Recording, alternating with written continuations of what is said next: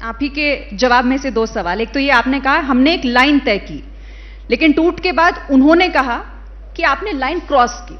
दूसरी बात ये कि आपने कहा कि कांग्रेस में आपको वो गठबंधन में वो ईमानदारी महसूस नहीं हो रही थी, बीजेपी में आपको ईमानदारी महसूस हो गई इतनी जल्दी? देखिए, आप उसका प्रश्न किसी भी तरह से मोड़ लीजिए। ईमानदारी की बात यह है कि आज देश आगे बढ़ रहा है।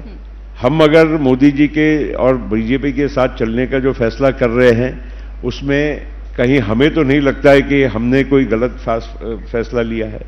और जहां तक बीजेपी का सवाल है, जो भी बात आज तक हमारे साथ जो भी हम लोगों ने आपस में, स्वाभाविक है राजनीतिक दल है, आपस में बातचीत करना ही पड़ता है, कोई गठबंधन ऐसे ही नहीं हो जाते, प्राकृतिक थोड़ी चर्चाओं के बाद होते हैं। और उसमें आज तक हमें कहीं भी कोई भी बात ऐसी नहीं लगी है कि जहां पर हम बातचीत नहीं कर सकते और उसमें से रास्ता नहीं निकाल सकते। ठीक है। अच्छा, अब एक और सवाल मेरा, कथित एविएशन स्कैम में आप लोगों को राहत मिली है, सीबीआई ने क्लोजर रिपोर्ट दाखिल कर दी है। जाहिर है आप लोगों के लिए राहत की बात, लेकिन आप ही के पुराने साथी जो आपके साथी रह चुके हैं, लेकिन अब मैं उन्हें पुराना कह रही हूं, क्यों कह रही हूं आप समझ रहे होंगे, उनका यह कहना है क्योंकि अब वो बीजेपी की वॉशिंग मशीन में जा चुके हैं तो दाग अच्छे हैं, दाग धुल गए हैं। ये सब लोगों को, ये सभी के लिए लागू होता है, ये जरा कहीं ना कहीं चिंतन करना चाहिए। और आपने अच्छा है पूछ लिया, क्योंकि जो क्लोजर रिपोर्ट की बात अभी आप कर रहे हैं, पहले उसमें जरा आप लोग अध्ययन तो करिए कि मेरा नाम कभी था क्या उसमें।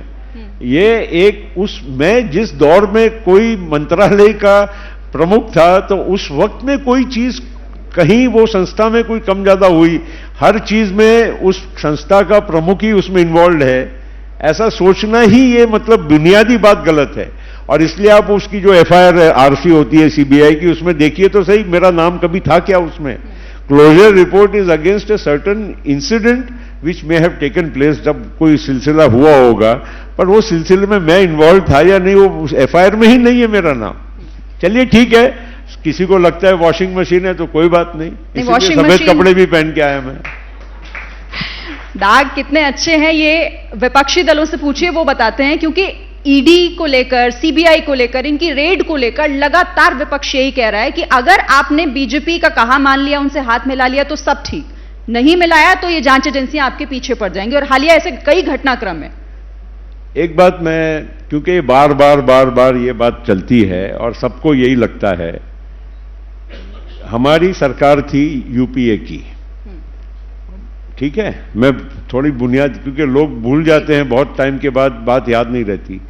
ए राजा डीएमके के नेता थे और मंत्री थे, और कन्नी मोरी डीएमके के करुणानिधि जी की बेटी और वर्तमान की लोकसभा सांसद, तब की तत्कालीन राज्यसभा सांसद थी। उनको जेल में किसने डाला था? यूपीए के टाइम पे ही डाला था ना। ये सारी बातें, और आज वही लोग वहां पर आके जोर जोर से भाषण करते हैं मोदी जी के खिलाफ में और बाकी लोगों के खिलाफ में।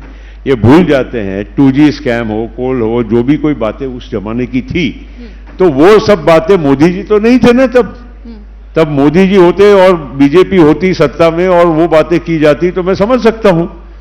लेकिन जब जिस टाइम पे कांग्रेस की सरकार थी, कांग्रेस ने अपने एलाइज को दबाने के लिए क्या क्या नहीं किया है। इसीलिए तो मैंने कहा कि कांग्रेस के साथ मैं भी रहा हूं, हमको जिस ईमानदारी के साथ उनकी पार्टनरशिप जो हम अपेक्षित थी वो कभी हमें मिली नहीं। मुझे बहुत सारे किस्से मालूम है, लेकिन कुछ चीजें अब गुलदस्ते में ही रहने देना पड़ता है। क्या है कि हर चीज अब जाहिर करने से भी कोई मतलब नहीं है। लेकिन ये वॉशिंग मशीन, ये एक प्रकार से एक पैटर्न बन गया है।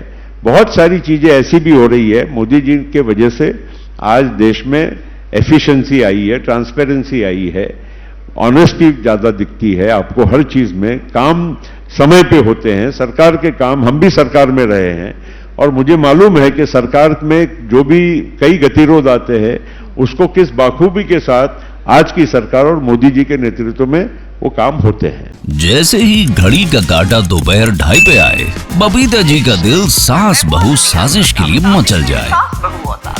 और ये है इनकी बहू, पूरे दिन ऑफिस की टेंशन हो जाए गॉन जब ये करें अपना फेवरेट शो फ्री टाइम पे ऑन। इनकी तरह आप भी देखिए अपना फेवरेट शो अपने टाइम पर और डाउनलोड कीजिए एबीपी लाइव ऐप अपने स्मार्ट टीवी पर।